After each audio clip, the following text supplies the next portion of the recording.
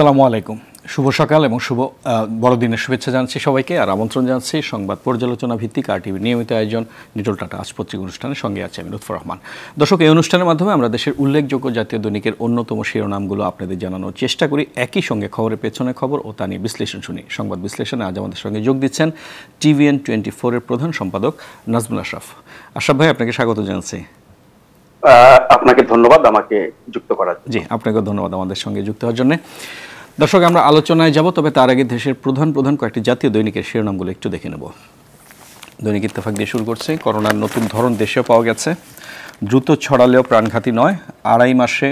আড়াই মাস আগে শনাক্ত হলেও ক্ষতির পরিমাণ পাননি BCSIR এর বিজ্ঞানীরা। বাদিকে আছে বিশিষ্ট নাগরিকদের অভিযোগ ভিত্তিহীন, উদ্দেশ্য প্রণোদিত। সংবাদ সম্মেলনে CEC। সবচেয়ে ডানে আছে দেশ ও মানুষকে ভালোবেসে কর্তব্য পালন করতে হবে সেনাবাহিনীর প্রতি প্রধানমন্ত্রী। প্রথম আলো আবার চীনা টিকা পরীক্ষার প্রস্তাব, করোনা মোকাবেলা। সিনোভ্যাকের পর টিকা পরীক্ষায় চীনের আরেকটি প্রতিষ্ঠানের প্রস্তাব, BMRCর সুপারিশের ভিত্তিতে পরবর্তী পদক্ষেপ। জমি ট্রাস্টের লাভবান অন্যরা, গুলিস্তান কমপ্লেক্স। 200 কোটি টাকা দামের জমি দিয়ে একটি দোকানের মালিকানাও পায়নি মুক্তিযোদ্ধা কল্যাণ ট্রাস্ট। সমকাল, মৃত্যুপথে দেশান্তরী। বাংলাদেশসহ দক্ষিণ এশিয়ার 82% তরুণ চান দেশ ছাড়তে। ভূমধ্য সাগর দিয়ে ইউরোপে প্রবেশে চেষ্টাকারীদের তালিকায় বাংলাদেশিরা চতুর্থ, বলছে UNHCR। ডানে নিচে আছে নতুন অনিশ্চয়তা প্রবাসী কর্মীরা, বিদেশ যাত্রা আটকে আছে করোনায়। সবচেয়ে ডানে সিঙ্গেল কলামে আছে হাইকোর্টের রায়, জিজ্ঞাসাবাদের জন্য যে কাউকে তলব করতে পারবে দুদক। কালের কণ্ঠ, চারপাশে চেকপোস্ট, মাঝে মাদকের রমরমা, সরেজমিন জেনেভা ক্যাম্প। ডান দিকে সিঙ্গেল কলামে আছে বড়দিন উৎসব আজ, করোনা সতর্কতা মেনে নানা আয়োজন। তার ডানে আছে সোনার হরিণী রয়ে গেল ICU। CMSDর গোডাউনে রয়েছে 200-র বেশি অত্যাধুনিক প্রযুক্তির ICU বেড, 180-টির বেশি ভেন্টিলেটর, 400-টির বেশি হাই ফ্লোর নেজাল ক্যানুলা, 2000-এর বেশি অক্সিজেন কনসেন্ট্রেটর, 8000-এর বেশি অক্সিজেন সিলিন্ডার। পেছনে আছে রোহিঙ্গা ইস্যুতে রাষ্ট্রদূত, আগামী বছরেই প্রত্যাবাসনের শুরু দেখতে চায় জাপান। 3 থেকে 5 বছরের মধ্যে বাংলাদেশের চিত্র পুরোপুরি অন্যরকম হবে। যুগান্তর, শেয়ার বাজারের কেলেঙ্কারির ইতিহাস, লা মেরিডিয়ানের জালিয়াতি। প্রতিটি রুম নির্মাণের খরচ দেখানো হয়েছে 12,36,00,000 টাকা। 1 বছরে পরিশোধিত মূলধন বেড়েছে 100 গুণ। নিচে আছে বাংলাদেশের নতুন একটি স্ট্রেন শনাক্ত, ছড়িয়ে পড়েছে নতুন করোনা। প্রয়োজনে যুক্তরাজ্যের সঙ্গে ফ্লাইট বন্ধ করা হবে, বলছেন বিমান প্রতিমন্ত্রী। মালয়েশিয়া, হংকং ও সিঙ্গাপুরে সংক্রমণ। পেছনে আছে বিশিষ্ট শিল্পপতি MA হাশেমের দাফন আজ। দেশ রূপান্তর শুরুর সময় সতর্কতা চান বিশেষজ্ঞরা। করোনার নতুন ধরন, পরিবর্তিত করোনায় অতটা ভয় পাচ্ছে না বাংলাদেশ। সেপ্টেম্বর থেকেই নজর রাখছিল। যুক্তরাজ্য থেকে আসা যাত্রীদের নেগেটিভ সনদ না থাকলে 7 দিন বাধ্যতামূলক আশকোনা হজ ক্যাম্পে থাকতে হবে। RT-PCR পরীক্ষায় পজিটিভ হলে হাসপাতালে, নেগেটিভ হলে হোম কোয়ারেন্টাইনে। বিমানবন্দরে আলাদা লাইন, নির্দেশনা জারির পর গতকাল প্রথম ফ্লাইটের 2 জন হজ ক্যাম্পে কোয়ারেন্টাইনে। তার নিচে আছে চাল তেলের বাজার নিয়ন্ত্রণে বাস্তব উদ্যোগ নেই। চট্টগ্রামে পৌঁছেছে আমদানিকৃত চাল, নতুন করে আরও 4 লাখ টন আমদানির দরপত্র আহ্বান। মৌসুম শুরু হলে কমছে না পেঁয়াজের দাম, সবজিতে মিলছে কিছুটা স্বস্তি। সবশেষে the daily star, gambling with greenery, MP proposes de-reserving reserve forest, exposing it to lease grabbing. Done answer, no need to panic over new strain. Experts say local virologists found the variant in early November, almost similar to the UK one. আশা ভাই, পত্রিকার শিরোনামগুলো শুনলাম। দৈনিক ইত্তেফাক যেটা বলছে, সবগুলো পত্রিকাতেই বলছে গতকালকে BCSIR এর একটি সংবাদ সম্মেলন ছিল এবং তারা বলেছেন যে গত অক্টোবরেই তারা মোটামুটি এই নতুন যে স্ট্রেন, করোনার যে স্ট্রেন, তার কিছুটা সিমিলারিটি পেয়েছিলেন এবং তারা এটিকে খুব বেশি মারাত্মক বলছেন না। কিন্তু এই অবস্থা কিন্তু বিশ্বের বিভিন্ন দেশে সতর্কতা নেওয়া শুরু হয়ে গেছে, বিভিন্ন দেশে ফ্লাইট বন্ধ হচ্ছে, আমরাও কিছু সতর্কতা নিচ্ছি। আপনি কীভাবে দেখছেন আমাদের এই সতর্কতাকে? করোনা ভাইরাস যখন শুরু হয় তখন থেকেই আমরা ইউরোপ, আমেরিকা সহ বিভিন্ন দেশের বিজ্ঞানীদের, মানে চিকিৎসা বিজ্ঞানীদের কাছে শুনেছি যে এটি খুব দ্রুত এবং ঘন ঘন ধরন পরিবর্তন করে। হ্যাঁ, তার একটা বড় ধরনের পরিবর্তন যেটি ইউকেতে আপনার চিহ্নিত করা হয়েছে, বলা হচ্ছে যে এটি 70 গুণ বেশি সংক্রমণ ঘটাতে পারে। সংক্রমণের মাত্রাটা বেশি, গতি বেশি, দ্রুত ছড়াতে পারে, কিন্তু এটি কোভিড-19 নামে যেই করোনা ভাইরাসে সারা বিশ্ব আক্রান্ত তার চেয়ে বেশি প্রাণঘাতী, তার চেয়ে বেশি ক্ষতি করে এমনটা কিন্তু এখন পর্যন্ত কোনো দেশের কোনো বিজ্ঞানী বলছেন না। এবং এটি নিয়ে প্রতিনিয়ত গবেষণা চলছে, আরো নতুন নতুন তথ্য হয়তো আমরা জানতে পারবো। এখন পর্যন্ত আমরা যেটুকু জানলাম, ব্রিটেনে এটি শনাক্ত হওয়ার কারণে গোটা ব্রিটেনে আবার নতুন করে লকডাউন সহ নানান রকমের নিয়ন্ত্রণ, বিধিনিষেধ, সতর্কতা সেগুলো নেওয়া হয়েছে। এখন ব্রিটেনের পরে কিছুক্ষণ আগে দেখছিলাম নাইজেরিয়াতে ঠিক একই করোনা ভাইরাসের ওই একই ধরনটাকে চিহ্নিত করা হয়েছে। ব্রিটেনে এটি ব্যাপক হারে ছড়িয়ে পড়ার কারণে ব্রিটেনের সাথে বিভিন্ন দেশ যোগাযোগ বন্ধ রাখছে, বিমান যোগাযোগ, ওই দেশে ভ্রমণে নিষেধাজ্ঞা। 50টি দেশের মতো এই পর্যন্ত এই কাজটি করেছে। বাংলাদেশ এখনো করেনি। বাংলাদেশের সাথে ব্রিটেনের সপ্তাহে একটা ফ্লাইট আছে। বাংলাদেশ সরকার বলছে যে বিমানবন্দরে যথেষ্ট ব্যবস্থা নেওয়া হচ্ছে যাতে নতুন ধরনের যে করোনা ভাইরাস সেটির সংক্রমণ যাতে বাংলাদেশে না আসে। কিন্তু ডিসেম্বরে এসে ব্রিটেনের যেই নতুন ধরনের করোনা ভাইরাসটি শনাক্ত হয়েছে সেটি কিন্তু ছড়িয়েছে আসলে আরো 3 মাস আগে, সেপ্টেম্বরে, এবং সেটি এতদিনে ব্যাপক হারে জানা যাচ্ছে। এখন বাংলাদেশের আপনার যে বিজ্ঞানী কথা আপনি বলছিলেন, তিনি যেটি পেয়েছেন সেটি একটু ভিন্ন ধরন, কিন্তু ব্রিটেনেরটা না। কিন্তু এটা কিন্তু ওই বিজ্ঞানী নিজেই বলেছেন যে ব্রিটেনে যেই ধরনের মানে মিউটেশনের মাধ্যমে যে ভেরিয়েন্টটা তারা শনাক্ত করেছে, যেটা নিয়ে সতর্কতা দিচ্ছে, ঠিক ওইটা না, বলেছে ওইটার মতো। তারপর তো একটা নতুন ধরন আমরা জানলাম। এখন মূল যেটা করোনা ভাইরাস বা কোভিড-19, সেটি ঠেকাতে, সেটি থেকে বাঁচতে, সেটির সংক্রমণ যাতে আর না বাড়ে, তার জন্য আমাদের যে চলমান ব্যবস্থা সেটি তো দ্বিতীয় দফা করোনার কারণে আরো অনেক বেশি জোরদার হওয়ার কথা ছিল, সরকারের দিক থেকে, প্রশাসনের দিক থেকে এবং জনগণের দিক থেকে। আমরা কিন্তু সেটা দেখছি না, কারণ প্রথম দফা আশঙ্কার তুলনায় অনেক কম সংক্রমিত হওয়ায়, কম মানুষ মারা যাওয়ায় সরকার এবং জনগণ দুপক্ষেরই একটা আস্থা বেড়েছে, ভয়টা কমে গেছে, যার কারণে আমরা কিছু মানছি না। কিন্তু কোভিড-19 এর দ্বিতীয় দফা সংক্রমণের কারণে কিন্তু ইউরোপ, আমেরিকা সহ বিশ্বের বিভিন্ন দেশ ব্যাপক হারে আবার প্রথম দফার মতো ব্যবস্থা নিচ্ছে। বাংলাদেশে কিন্তু সেটা আমরা দেখছি না। এখন লকডাউনটা কিন্তু কম বেশি অনেক দেশই পরিহার করার চেষ্টা করছে। ব্রিটেনে দিয়েছে যেহেতু নতুন একটা ধরন এসেছে, কিন্তু ইউরোপের কোন কোন দেশে দিচ্ছে, কোন দেশে দিচ্ছে না, কোন দেশে রাতে দিচ্ছে, কোন দেশে দিনে দিচ্ছে। আমেরিকা এখন পর্যন্ত কোথাও দেওয়া হয়নি, এবং আমেরিকার 50টি স্টেটের সব গভর্নর বা কর্তৃপক্ষই বলছেন যে তারা লকডাউন দেবেন না, শাটডাউন করবেন না, কিন্তু অন্যান্য ব্যবস্থা সেগুলো জোরদার করবেন। এখন বিশেষজ্ঞরা যেটা বলছেন সেটি হচ্ছে যে লকডাউন, শাটডাউন না দিয়েও সম্ভব যদি আমরা স্বাস্থ্যবিধি মেনে চলি, যদি আমরা মাস্ক ব্যবহার করি, যদি আমরা শারীরিক দূরত্ব রাখি, যদি আমরা হাত পরিষ্কার রাখি, এবং অন্যান্য যা কিছু ঘরে বাইরে মেনে চলার কথা বলা হচ্ছে সেগুলো করলে পরে শাটডাউন, লকডাউন, অচল অবস্থা তৈরি করা দরকার নাই, সব কাজই করা সম্ভব। আমরা বাংলাদেশে সব কাজই করছি, কিন্তু আমাদের সেই সচেতনতা এবং সেই ব্যবস্থাগুলো ঘরের বাইরে গেলে আমি আপনি সবাই দেখি সেই হারে না। যদিও এরই মধ্যে সরকারি তথ্য মতে আমাদের সংক্রমণ এবং মৃত্যুর হার কিন্তু প্রতিনিয়ত বাড়ছে, এবং শীত, আমাদের দেশে যে মাত্রা শীত সেটি কিন্তু মোটামুটি এসেছে এবং সেটি চলমান থাকবে। এটি যেহেতু একটা কোল্ড ফ্লু, ফলে শীতের মধ্যে এর বিস্তার এবং এর বিকাশটা বেশি হয়, সেই কারণেই শীত প্রধান দেশগুলোতে এর প্রকোপটা বেশি আমরা দেখছি।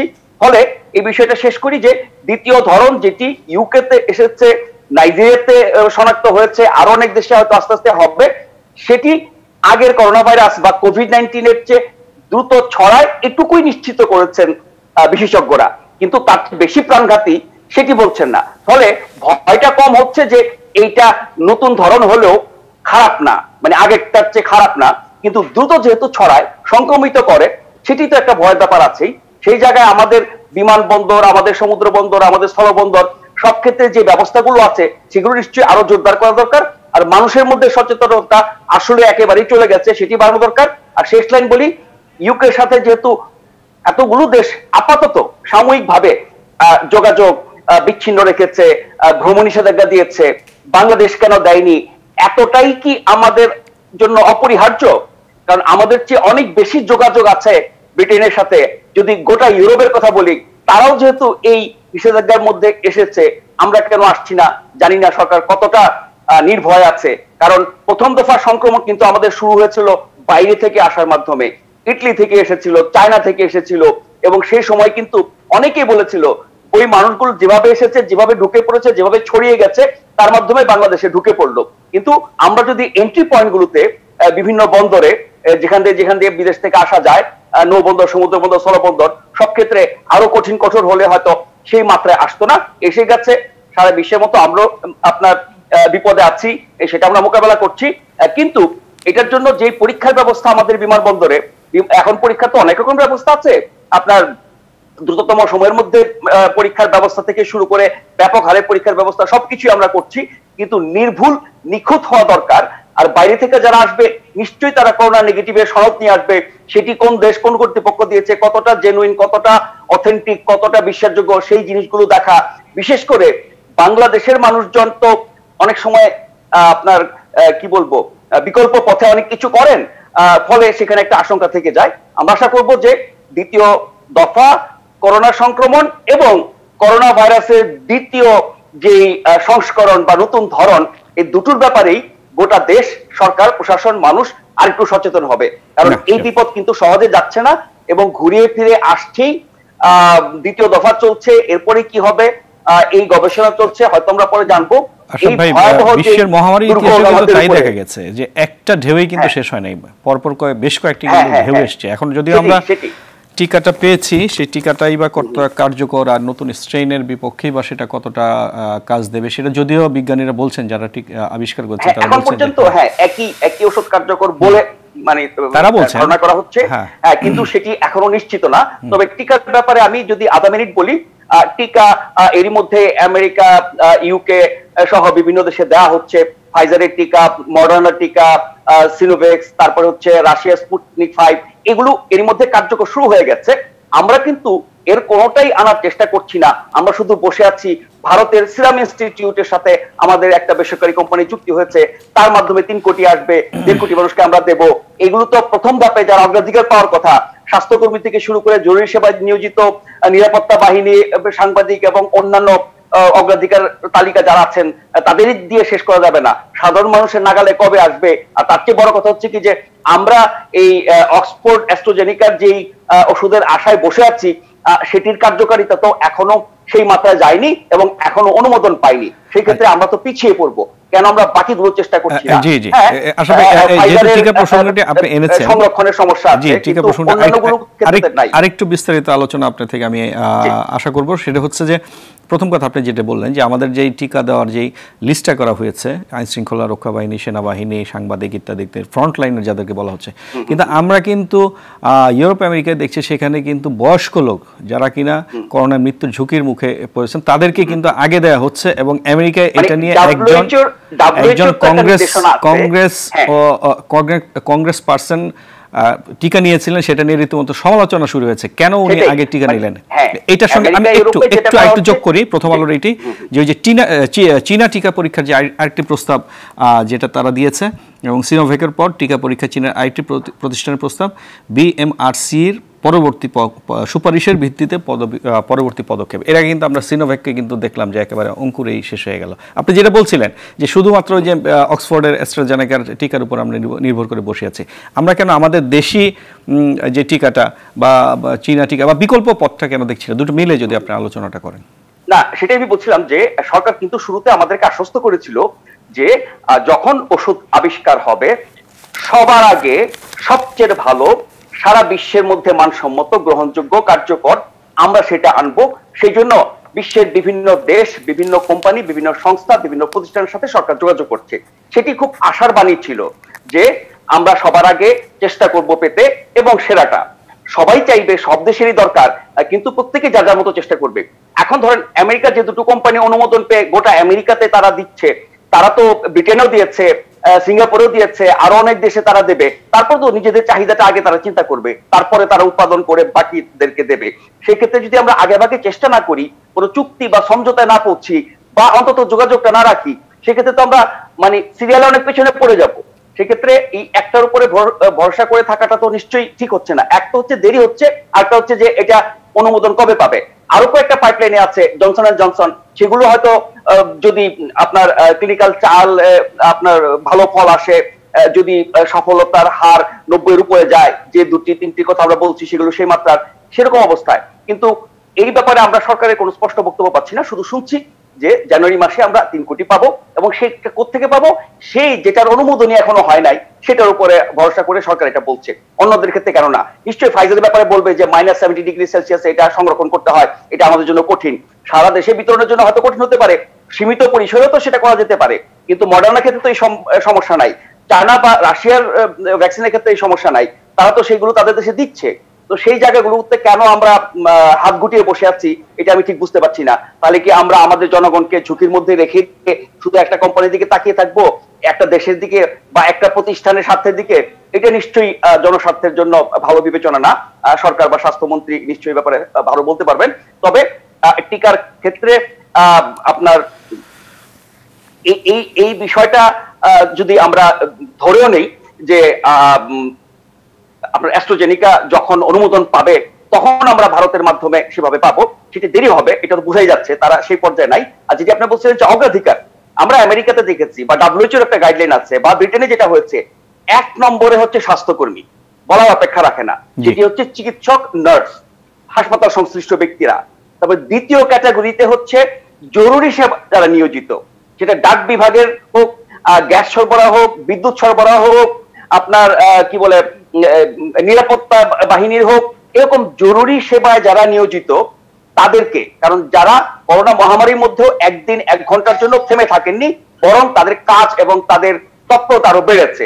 স্বাস্থ্যকর্মী, তারপরে জরুরি সেবা কর্মী, তৃতীয়ত হচ্ছে বয়স্ক যারা আছেন, চতুর্থত হচ্ছে বয়স্কদের মধ্যে বা কম বয়স হলেও পরে যারা দীর্ঘদিন ধরে অসুস্থতার মধ্যে আছেন, যাদের শারীরিক অবস্থা, স্বাস্থ্যগত অবস্থা নাজুক, যাদের হার্ট কিডনির দুর্বলতা আছে, এই শ্রেণীর। তারপরে আস্তে আস্তে আস্তে বাদ বাকি। কিন্তু আমাদের এখানে এই শ্রেণী বিভাগটা কিন্তু এখনো সেভাবে স্পষ্ট না। জি, আমরা আশা করব যে সেই শ্রেণী বিভাগটা স্পষ্ট হবে এবং আমরা জানতে পারবো। আমি আরো অনেকগুলো বিষয় নিয়ে আপনার সঙ্গে আলোচনা করব আশাফ ভাই, একটি বিরতি থেকে ফিরে এসে তারপর আপনার কাছে আবারও ফিরছি। দর্শক, সময় হলো একটি বিরতির, আরো আলোচনা নিয়ে ফিরছি একটু পরে, আমাদের সঙ্গেই থাকুন।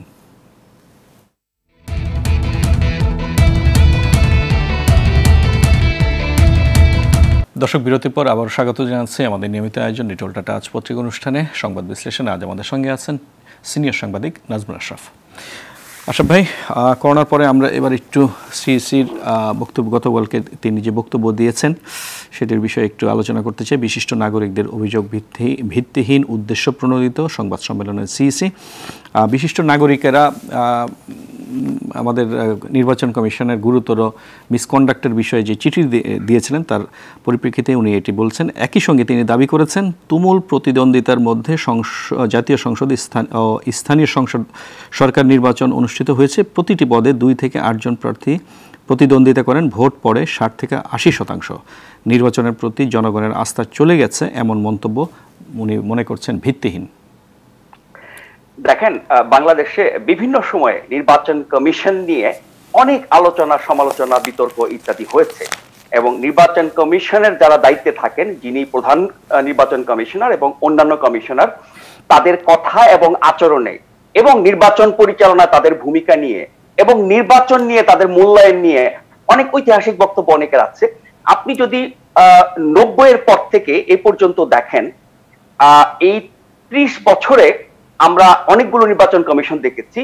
তার মধ্যে 91-এর বিচারপতি রৌফের নির্বাচন কমিশন, তারপরে এম এ সাঈদের নির্বাচন কমিশন, আবু হেনা নির্বাচন কমিশন এবং সবশেষ শামসুল হুদা নির্বাচন কমিশন। এই 4টি নির্বাচন কমিশন ছাড়া বাকিগুলো নিয়ে কিন্তু অনেক সমালোচনা আছে, অনেক ব্যর্থতা, এবং তাদের যে উদ্ভট, হাস্যকর, অবিশ্বাসযোগ্য বক্তব্য এবং মন্তব্য, এগুলো নিয়ে কিন্তু বেশি আলোচনা হয়, এবং সে কারণে কিন্তু কমিশনের প্রতি মানুষের আস্থা নষ্ট হয়। আর নির্বাচন কমিশনের প্রতি যদি মানুষের আস্থা না থাকে, তারা ভালো নির্বাচন করবে সেটা তো মানুষ মনে করে না। এখন বর্তমান যে নির্বাচন কমিশন আছে, তারা যে নির্বাচনগুলো করেছে এখন পর্যন্ত, জাতীয় এবং স্থানীয়, তার প্রত্যেকটা নিয়ে বিতর্ক আছে। প্রত্যেকটা নিয়েই অনেক রকমের ব্যর্থতা ত্রুটির ব্যাপার আছে। এগুলো গড়পড়তা বলছে না কেউ, কারণ সুনির্দিষ্ট ঘটনা, সুনির্দিষ্ট নির্বাচন, সুনির্দিষ্ট বিষয় নিয়ে কিন্তু বিভিন্ন সময় গণমাধ্যমে সংবাদ হয়েছে এবং এগুলো নিয়ে আলোচনা হয়েছে। আমি রাজনৈতিক বক্তব্য আমলে নিতে চাই না। বিএনপি বা জামাতে ইসলামী বা বাম দল, যে কোনো দল যখন নির্বাচন নিয়ে, নির্বাচন কমিশন নিয়ে পাইকারি বক্তব্য দেয়, মেঠো বক্তৃতা দেয়, সেগুলো আমি নিচ্ছি না। কিন্তু সংবাদ মাধ্যম, আমি আপনি যেই পেশায় আছি, আমরা তো তথ্য প্রমাণ নিয়ে ঘটনাস্থলে গিয়ে যাচাই বাছাই করে সেই সংবাদ প্রচার করি।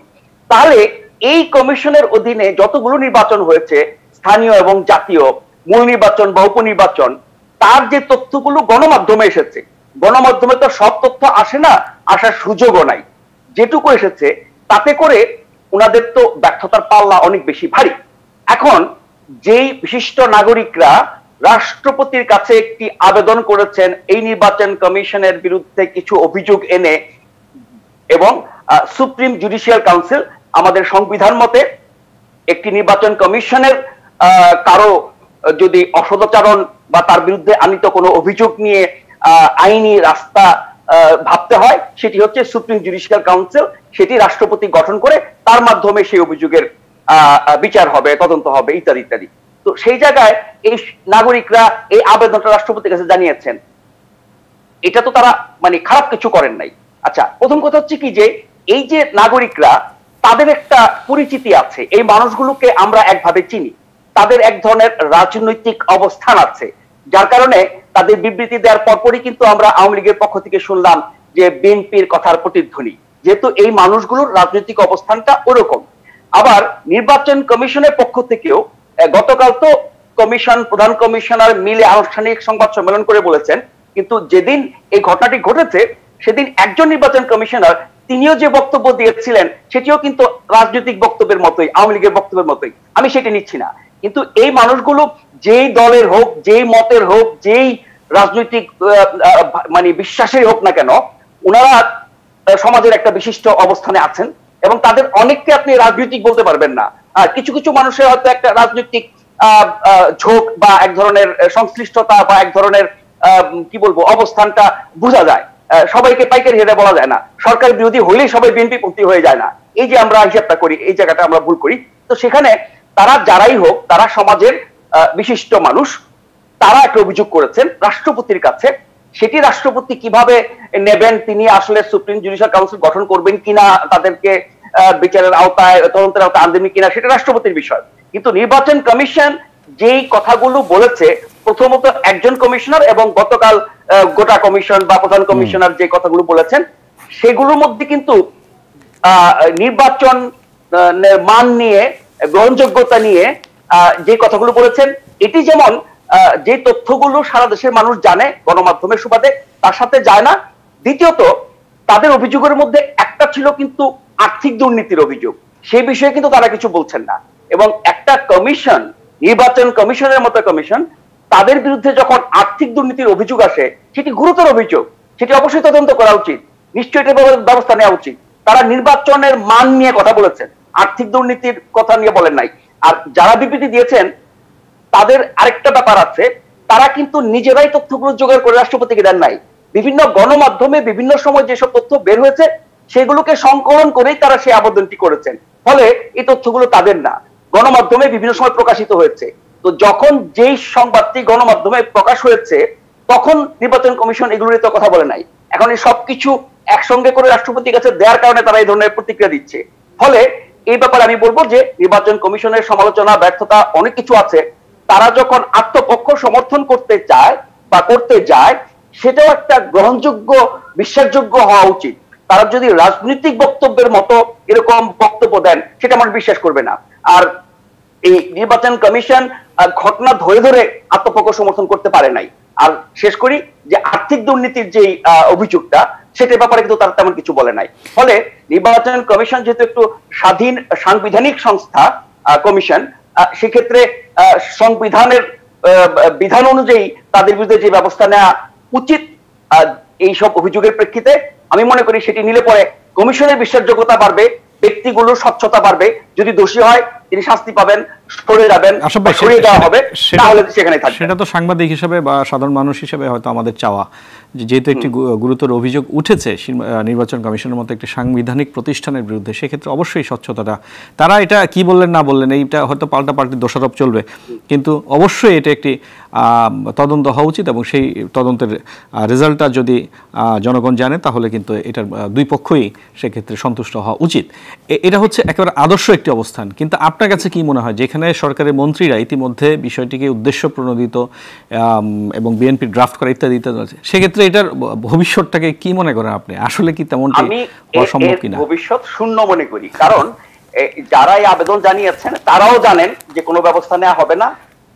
শুধু এই কমিশন বা এই সরকার কেন, যখনই যে সরকার এবং যে কমিশন থাকে তাদের মধ্যে এক ধরনের বোঝাপড়া, এক ধরনের কি বলবো সম্পর্ক থাকে এবং তারা সবসময় এক পক্ষে থাকে। কমিশন তো সরকারের পক্ষে থাকার কথা না, বিরোধী দলের পক্ষে থাকার কথা না। কমিশন কমিশনের জায়গায় থাকবে তৃতীয় অবস্থানে, কিন্তু আমরা সবসময় দেখি নির্বাচন কমিশন সরকারের পক্ষে থাকে। আমরা তো কথায় কথায় ভারতের উদাহরণ দেই, তো সেক্ষেত্রে আমরা ভারতের নির্বাচন কমিশনের উদাহরণ দেই না কেন? বাংলাদেশের পেতে 100 বছর লাগবে। আর আমাদের আসলে কমিশন এবং আইনের সমস্যা না লুৎফর, সমস্যাটা হচ্ছে যেই মানুষগুলোকে আমরা এই দায়িত্ব দেই তাদের। কারণ ওই যে চারজন প্রধান নির্বাচন কমিশনের কথা বলেছি, তাদের নেতৃত্বে যে কমিশনগুলো ছিল তাদের নিয়ে তো এত অভিযোগ নাই, তাদের নিয়ে তো এত কথা আমরা বলি না, তাদের তো এত আমরা তো দেখছি যে বিশেষ করে রাকিব কমিশন থেকে শুরু করে তারা তাদের হাতে যেই নিজেদের যেই আইনটা আছে, নিজেদের ক্ষমতা আছে, সেইটাই তারা প্রয়োগ করতে চান না, উল্টা ছেড়ে দিতে চান যাতে কেউ তাদেরকে দোষারোপ করতে না পারে যে আপনাদের তো এই ক্ষমতা আছে, আপনারা কেন প্রয়োগ করছেন না? মানুষ দরকার এই ধরনের কমিশনে দায়িত্ব পালন করার জন্য।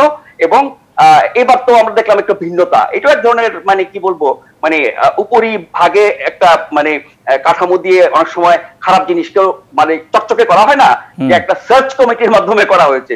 তো সার্চ কমিটির মাধ্যমে করা হওয়ার যে ফল, আর যখন সরকার নিজেরা মনোনীত করতো তখনকার ফল তো একই দেখছি। ফলে ওই প্রক্রিয়া দিয়ে আমি কি করব, মানুষগুলো হচ্ছে গুরুত্বপূর্ণ। সবাই সবকিছু বোঝে, কিন্তু আসলে আমরা সবকিছু কি এত বেশি রাজনীতিকরণ করে ফেলেছি, সমাধানটা আসলে আসছে না। আসলে আমাদের সময় আস্তে আস্তে শেষ হয়ে আসছে। আমরা আর কয়েকটা বিষয় একটু ছোট ছোট করে আলোচনা করতে চাই। প্রথম আলো যেটি বলছে, জমি ট্রাস্টে লাভবান অন্যরা, গুলিস্তান কমপ্লেক্স 200 কোটি টাকা দামের জমি দিয়ে একটি দোকানের মালিকানাও পায়নি মুক্তিযোদ্ধা কল্যাণ ট্রাস্ট। আমরা কিন্তু গত কয়েকদিন ধরে দেখেছি যে রাজধানীতে বিশেষ করে গুলিস্তানে বুলবাড়িয়া মার্কেট নিয়ে কি তুলকালাম হলো, এবং তাদের অভিযোগ তারা লাখ লাখ টাকা সবগুলো মিলালে কয়েকশো কোটি বা হাজার কোটি টাকা তারা দিয়েছেন, কিন্তু তারপরে কিন্তু তারা দোকান এখন ভেঙে দেওয়া হচ্ছে এবং সব অভিযোগের তীর কিন্তু সাবেক মেয়রের দিকে। কি বলবেন আপনি? আপনার জনাব সাইদ খোকন, তিনি ঢাকার প্রথম নির্বাচিত মেয়র, অবিভক্ত ঢাকার প্রথম নির্বাচিত মেয়র, সবচেয়ে সফল মেয়র, সবচেয়ে সমাদৃত জনপ্রিয় গ্রহণযোগ্য মেয়র মোহাম্মদ হানিফের ছেলে। কিন্তু তিনি বাবার চেয়ারে বসেছেন, বাবার আসনে বসেছেন, কিন্তু বাবার ধারে কাছেও যেতে পারেন নাই। উনার যে কি বলবো মেয়র হিসেবে ভূমিকা, মেয়র থাকাকালীনও অনেক কথা হয়েছে, তখন হয়তো আমরা এই মশা নিয়ে, ময়লা নিয়ে, এটা নিয়ে সেটা নিয়ে আমরা কথা বলেছি টুকটাক, কিন্তু কি পরিমাণ অন্যায় দুর্নীতি তিনি করেছেন বা আশ্রয় দিয়েছেন সেটার কিন্তু আস্তে আস্তে বের হচ্ছে। এবং দেখেন সাইদ খোকন সাহেবের উত্তরসূরি হিসেবে যিনি আসছেন ব্যারিস্টার ফজলুল তাপস, তিনিও কিন্তু আওয়ামী লীগের, সাইদ খোকন সাহেব আওয়ামী লীগের।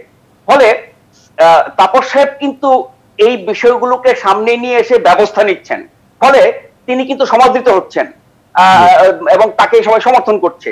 কিন্তু এই দোকান নিয়ে যে কেলেঙ্কারি হলো, এখন পর্যন্ত যে খবরগুলো বের হয়েছে, গণমাধ্যমে এসেছে, আমরা জানি দোকান মালিকরা বলেছেন, যারা প্রতারিত তারা বলেছেন, এবং শুরুর দিকে খোকন সাহেব গণমাধ্যম এড়িয়ে গেছেন, তারপরে টুকটাক বিভিন্ন জায়গায় কথাও বলেছেন।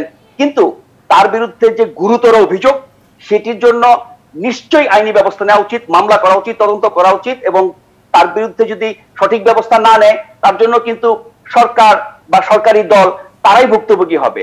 এখন মোহাম্মদ হানিফের মতো মানে আজন্ম একজন আওয়ামী লীগার, এত জনপ্রিয় এবং এত সফল একজন মেয়র, প্রথম নির্বাচিত মেয়র, মানে তার কীর্তির ধারে কাছে যেতে পারলো না ছেলে, উল্টো এসব কেলেঙ্কারি করে আরো ডুবলো। এবং আরেকটা জিনিস দেখেন, আপনার কি বলে সাইদ সাহেব কিন্তু 1/11 সরকারের সময় তিনি সংস্কারপন্থী হয়ে গেলেন, তারপরে মাঝখানে একবার একটু এদিক সেদিক করলেন, দ্বিতীয় দফা মনোনয়ন না পেয়ে তিনি এক ধরনের বিগড়ে গেলেন, অনেক কিছু। ফলে দলীয় আনুগত্য, নেতৃত্বের প্রতি আনুগত্য, দলের আদর্শের প্রতি আনুগত্য, অঙ্গীকার, এই জায়গাটা তো কিন্তু তার ভেজাল আছে, ঘাটতি আছে। তো সব মিলে আমি বলবো যে উনি আওয়ামী লীগের লায়াবিলিটি হয়ে থাকবেন নাকি অ্যাসেট হবেন, এটা ওনার যেমন ভাববার বিষয় আছে, আওয়ামী লীগেরও দেখবার বিষয় আছে। জি, আমরা শেষ 2-3 মিনিটে দাঁড়িয়ে আছে। আশরাফ ভাই, দেশপ্রান্তর যেটি বলছে প্রতি শুক্রবারই আলোচনা হয়, কিন্তু এই শুক্রবারে একটু বিশেষ করে আলোচনাটা আমি চাবো। খুব বেশি অবশ্য সময় নেই। চাল তেলের বাজার নিয়ন্ত্রণে বাস্তব উদ্যোগ নেই, চট্টগ্রামে পৌঁছেছে আমদানিকৃত চাল, নতুন করে আরও 4 লাখ টন আমদানির দরপত্র আহ্বান। মৌসুম শুরু হলে কমছে না পেঁয়াজের দাম, সবজিতে মিলছে কিছুটা স্বস্তি। কিন্তু সবশেষ যে খবর, পেঁয়াজের দাম তো বেড়েছেই 10-20 টাকা করে কেজিতে, আবার সবজিও নাকি এর মধ্যে আবার একটু চড়া হয়ে গেছে, আর চালের দাম তো বাড়তি, আলুর দাম তো বাড়তি, সব কিছুই এমন অবস্থা কেন? দেখেন, করোনা মহামারীতে এমনিতে তো সবাই বিধ্বস্ত, গোটা বিশ্বই বিধ্বস্ত। বাংলাদেশের যারা দরিদ্র, মধ্যবিত্ত, নিম্ন মধ্যবিত্ত, তারা সবাই কিন্তু এক ধাপ করে নিচে নেমে গেছে। এরকম চরম সংকটের সময়ে যদি জিনিসপত্রের দাম এরকম লাগামহীন ভাবে অস্বাভাবিকভাবে বাড়তে থাকে এবং সেটাকে কোনোভাবে নিয়ন্ত্রণ করা না যায়, একটা পণ্যের দাম আজকে বাড়লো তো আরেকদিন আরেকটা বাড়লো, এই চাল, পেঁয়াজ, তেল এরকম একটার পর একটা চলতে থাকবে, সরকার একটু হুমকি দামকি দেবে, টুকটাক দৌড়ঝাঁপ করবে, মাঠে ময়দানে আমরা কিছু তৎপরতা দেখবো, আবার আগের অবস্থা হয়ে যাবে। ফলে জিনিসপত্রের দাম সেটি সহনীয় পর্যায়ে রাখা, অযৌক্তিক কারণে না বাড়া, আমাদের নিয়ন্ত্রণের বাইরে আছে এমন কোনো কারণ না হলে পরে কোনোভাবে বাড়তে না দেওয়া, তার সাথে যারা জড়িত, সে আমদানিকারক থেকে শুরু করে খুচরা বিক্রেতা পর্যন্ত, উৎপাদনকারী থেকে শুরু করে ভোক্তা পর্যন্ত, এর পরিবহন ব্যবস্থা, বাজার ব্যবস্থা, এর মজুতদারি, এরকম বহু বিষয় তো যুক্ত। এখন গোটা বিষয়টার উপরে কিন্তু সরকার, কর্তৃপক্ষ, মন্ত্রণালয়, মন্ত্রী, তারা যখন এগুলোকে স্থায়ী সমাধান করতে পারেন না, হতাশাটা আমাদের সেখানে হতে হয়। যখন যেই পণ্যটি নিয়ে যখন গোটা দেশে তোলপাড় শুরু হয়, তখন সরকার কিছুটা তৎপর হয়, সাময়িক কিছু ব্যবস্থা নেওয়া হয়, স্থায়ী কোনো ব্যবস্থা আমরা কখনো। আপনি যে বলছেন, হ্যাঁ সরকার কিছুটা তৎপর হয়, কিন্তু এই যে চালের দাম বাড়ছে, সবকিছুর দামই বেশি, গত কয়েকদিনে কি আপনার, আমি জানি না, আমার নজরে পড়েনি, খাদ্যমন্ত্রী বা কৃষি মন্ত্রী বা বাণিজ্য মন্ত্রী কোনো বক্তব্য শুনেছেন কিনা আপনি? না না, ব্যাপারটা হচ্ছে কি যে ওনারা যেন এটা দেখেও না দেখার ভান করছেন, নাকি কোয়ারেন্টাইনে আছেন ওনারা, সেলফ কোয়ারেন্টাইনে? হ্যাঁ হ্যাঁ, এখন ধরেন কোন সংবাদ মাধ্যমের পক্ষ থেকে গিয়ে তাদেরকে জিজ্ঞেস করা হলে নিশ্চয়ই একটা বক্তব্য দেবে, কিন্তু এই খবরগুলো ওনারা দেখছেন না টেলিভিশনে, পত্রিকায়, রেডিওতে, তো তার জন্য ব্যবস্থা নেবেন না। ফলে সরকারের কাজ যদি হয় জনগণের স্বার্থ দেখা, জনকল্যাণ করা, সেক্ষেত্রে ওনাদেরকে বলতে হবে কেন, গণমাধ্যমকে ধরতে হবে কেন? ওনারা স্বেচ্ছায় স্বপ্রণোদিত হয়ে তো কাজগুলো করবেন। এটা না হওয়ার কারণে কিন্তু মানুষ এমনিতে হতাশ হবে। সরকারের অনেক রকমের সাফল্য আছে, অনেক উন্নয়নের কথা আমরা জানি, অনেক কিছু, নির্বাচন নিয়ে প্রশ্ন থাকলেও অন্যান্য অর্জনের কারণে কিন্তু সাধারণ মানুষ কিন্তু মেনে নেয়, ভাই দেশ শান্তিতে আছে, ঝামেলা নাই, রাজনৈতিক হানাহানি নাই, সরকার ভালো কাজ করছে, দেশে উন্নতি হচ্ছে, সবকিছুই বাড়ছে, ইত্যাদি ইত্যাদি। কিন্তু আমার মাথাপিছু আয় বাড়ার পাশাপাশি যদি আবার জিনিসপত্রের দাম বেড়ে যায়, তাহলে তো কোনো লাভ হলো না। মাথাপিছু আয় বাড়লে তো আসলে সেটাই, আমার পকেটে যদি টাকা না থাকে সেক্ষেত্রে আসলে কেউ বিষয়টি মেনে নিতে পারে না। আশা ভাই, অনেক অনেক ধন্যবাদ আপনাকে। আজকে একটি দীর্ঘ আলোচনায় আমরা পেলাম, নিশ্চয়ই ভবিষ্যতে আপনার সঙ্গে আবারও দেখা হবে, অনেক কথা হবে। ধন্যবাদ আপনাকে। দর্শক, নিটোলটা আজ পত্রিকা অনুষ্ঠানটি এখানে শেষ করছি। অনুষ্ঠানটি প্রতি রবি থেকে বৃহস্পতিবার সকাল 9টা 15 ও শুক্রবার সকাল 10টা 10 আপনারা দেখতে পান। দেখার আমন্ত্রণ রইল। করোনাকালে মাস্ক পরে শারীরিক দূরত্ব বজায় রেখে নিরাপদে থাকুন আর RTVর সঙ্গেই থাকুন। ধন্যবাদ সবাইকে।